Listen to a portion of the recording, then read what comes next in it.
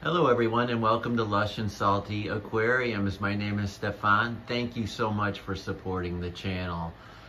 Okay, back at the 32 gallon, making a happy video, right? No specific topic, but I had spent the other day doing a pretty significant clean and overhaul on this tank, so it's looking great 24 hours after.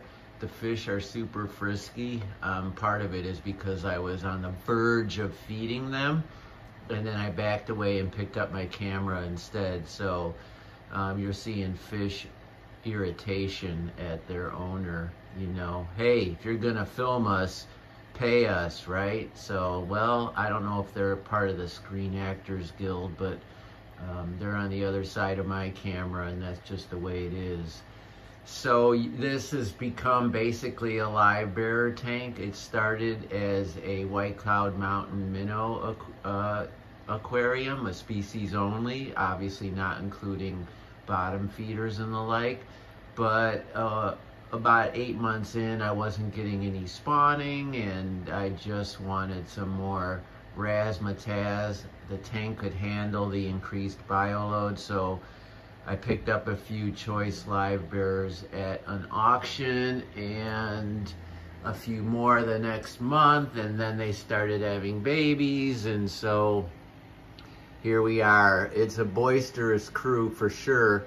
Now I pull out a ton of fry now every week, and some I keep and grow out and bring to my LFS for trade.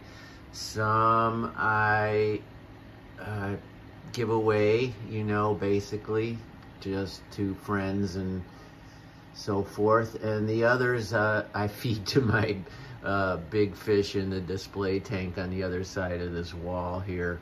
But I didn't tell the parents, and hopefully you won't either. So here we go, right? So there's that glorious longfin swordtail. I swear to God, its fins have gotten longer with age, right? It's so funny, and it's even got that, like, now that little white piping at the back. You know, that's not a fungus or anything, that's actual coloration on the fin.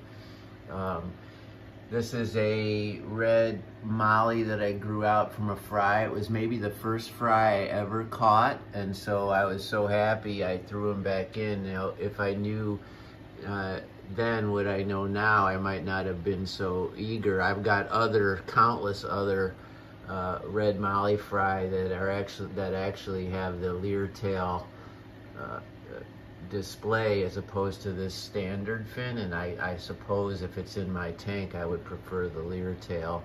I'll try to find its mom. She's in the back there. See that beautiful leer tail? Come on, get into focus. There, come on, there she comes. Now that one's been dropping fry, and half are leer tail, half aren't. Some are multicolored too, you know, probably because there's black mollies in here, and well, you know how it goes.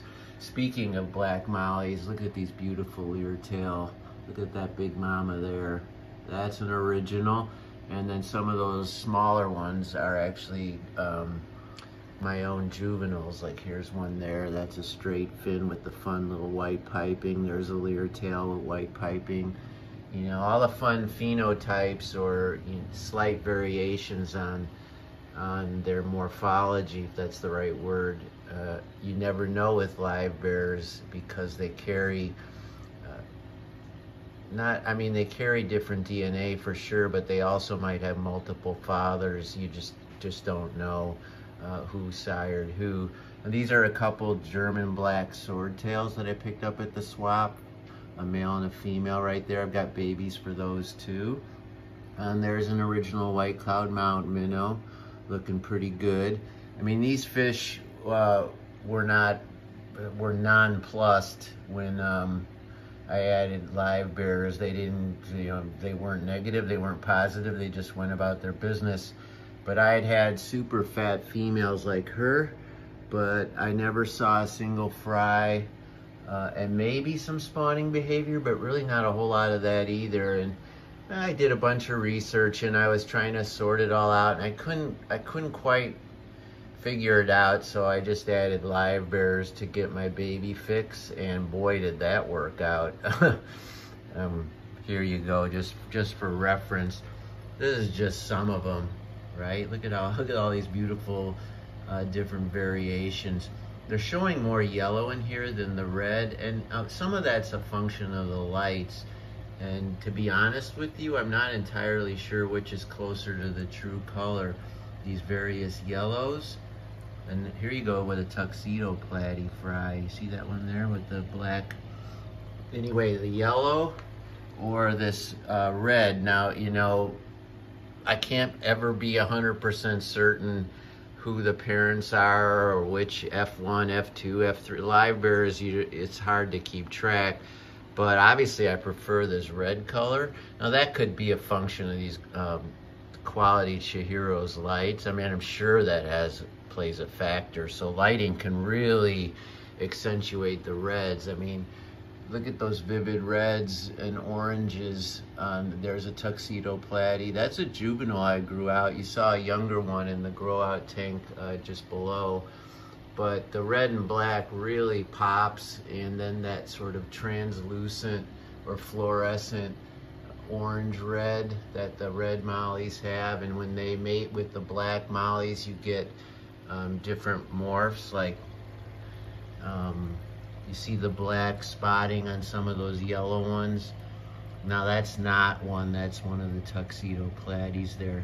But that's showing super yellow, but this is a really crummy light, an El Cheapo. I mean, it's a LED full spectrum, but it's, you know, it's a $25 light. So you get more sort of Petco colors, whereas with a Chihiro's or a Twin Star or any number of better lights, you're gonna get better colors. It's just one of the reasons why you get what you pay for. In this tank, I have a lot of fun bottom feeders and suckermouth catfish. Plecostomus there, a long fin version there. Look how pretty that is. Whee! Got him at a swap too. As a teeny tiny one, there's one there, and then there's his brother there with those long fins. That's from a breeder out in Tinley Park who I see at the swaps every month. I mean, literally get 2 or 3 of those for 10 bucks.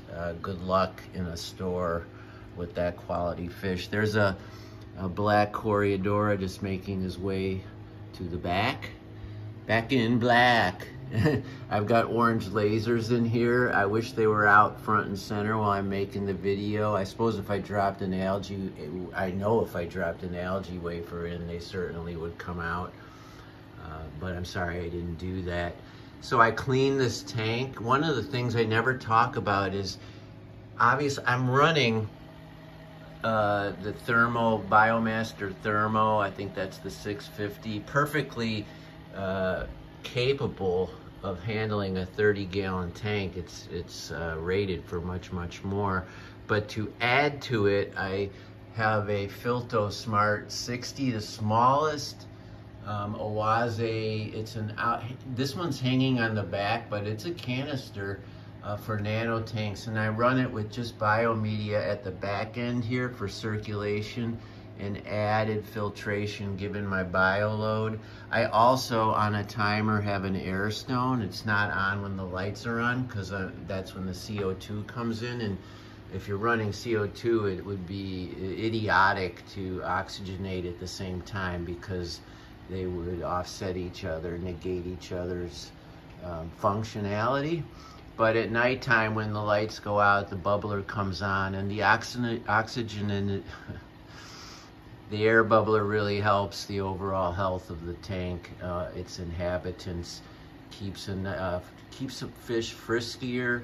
The water's more oxygenated. Obviously, air bubbles aren't really oxygenating the water, but it does create a bunch of surface tension, which does facilitate the exchange of oxygen. And I'm doing all that in this one tank, you know, and these are the things you have to do, not to mention intense amount of plants, if you want to keep an heavily stocked, many would argue overly stocked aquarium. You've got to have better than adequate filtration, lots of plants, consider an air stone, Consider emerging plants that break out from the surface like you see here. Those are just growing along the back in an acrylic box, classic pothos. Consider all those things if you want to have a ton of fish like I do. Sometimes I forget that this glorious rust-colored beta is here, dispelling the myth that you cannot have a beta in a community tank. I do. Now, there he goes. I feed this guy live foods all the time by hand. He's like a puppy dog. Betas are great that way.